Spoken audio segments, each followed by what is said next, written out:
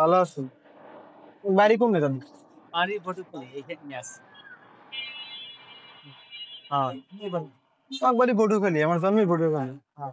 আমার ছেলে সন্তান নাই, টোটোখালী নাই, আজকে নাই মা একটা মেয়ে খেল। আমি বাসায় থাকেন, আপনি আনলানি এতে কি রকম দিয়ে হয়? এতে হ্যাঁ কষ্ট হয় না, চলে না পারলে কি করবি? ওপর তো নাই।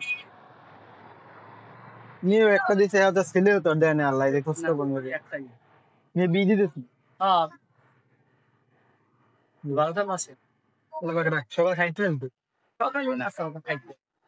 দুপুরে বাড়ি দিয়ে ভাত খাইবেন হ্যাঁ, কিন্তু ঘরে যাবো না, যাবো বিকেলে। সন্ধ্যার দিকে।